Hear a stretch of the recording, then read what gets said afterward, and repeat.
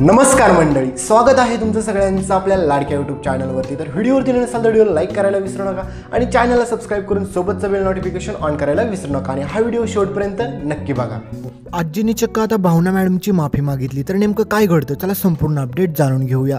तुमच्या सगळ्यांना माहीतच आहे की आजी मात्र भावना मॅडमवरती किती अन्याय करत असते, कारण की तिला आधीपासूनच राग असतो की सिद्धूसोबत तिने लग्न केल्यामुळे तिचा खूप छळ देखील करत असते। पण हे सगळं घडत असताना मात्र सिद्धूला अजिबात देखील हे पटत नसतं, त्याच्यामुळे सिद्धू कायम याचा विरोधच करत असतो, कारण की सिद्धूला माहीत असतं की भावना मॅडम अजिबात देखील तशा नाहीत, त्याच्यामुळे त्यांच्यावरती खूप प्रेम देखील असतं सिद्धूचं।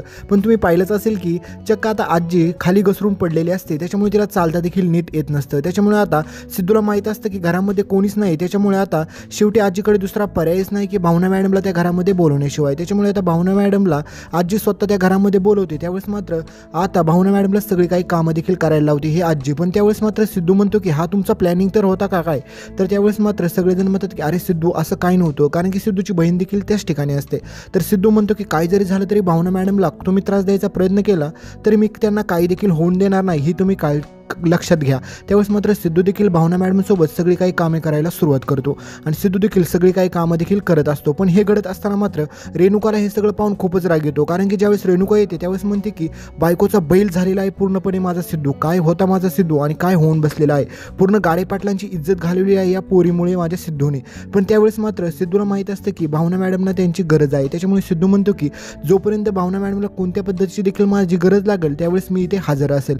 त्यावेळेस मात्र सिद्धूला माहीत असतं की भावना मॅडमसाठी आपल्याला हे सगळं केलंच पाहिजे।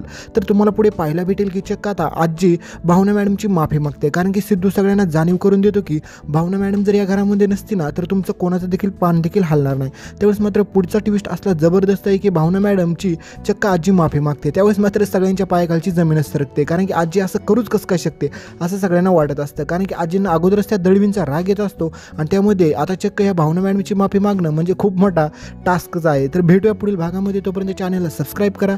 धन्यवाद।